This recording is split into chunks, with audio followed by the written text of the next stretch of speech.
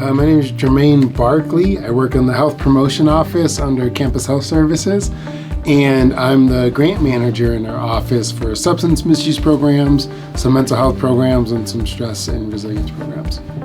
Black History Month, for me personally, I think is a call to action or a reminder, really for folks that aren't Black and aren't of color, to take up the work that's necessary to advance equity and justice for Black folks, but also for all kinds of disenfranchised populations. And so it's a chance for reflection on how far we've come, the work that's been necessary to get to this point, but also opportunities to look at history for ideas and motivation to continue doing that difficult work.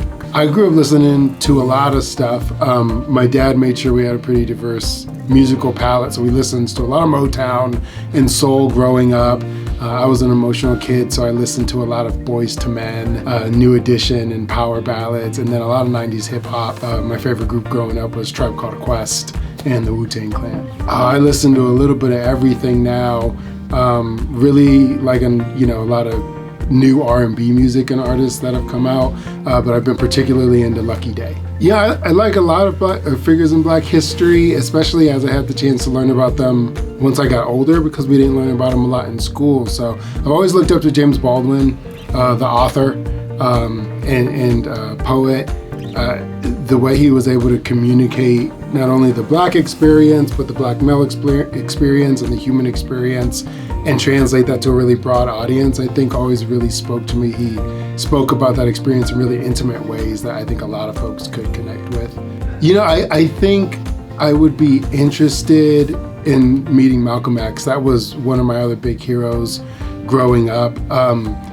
He started so young and turned his life around at such an early age, but also went through a lot of ideological changes throughout his involvement in the civil rights movement, and had the foresight and the wherewithal to change his mind on some things and to broaden his perspective and still be really effective. And I'd love to just have an opportunity to ask what that process was like for him, and how he was able to mobilize people through that.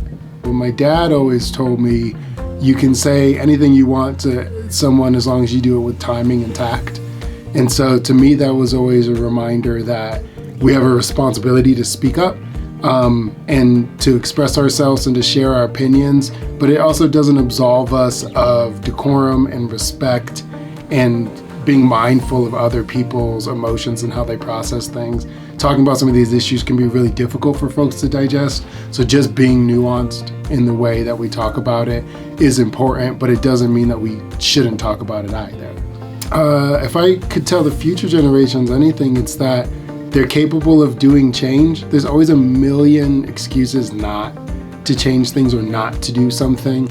And sometimes problems seem so big that it can feel hard to start or to feel motivated to do anything about it. But we don't make change unless we start tackling it now.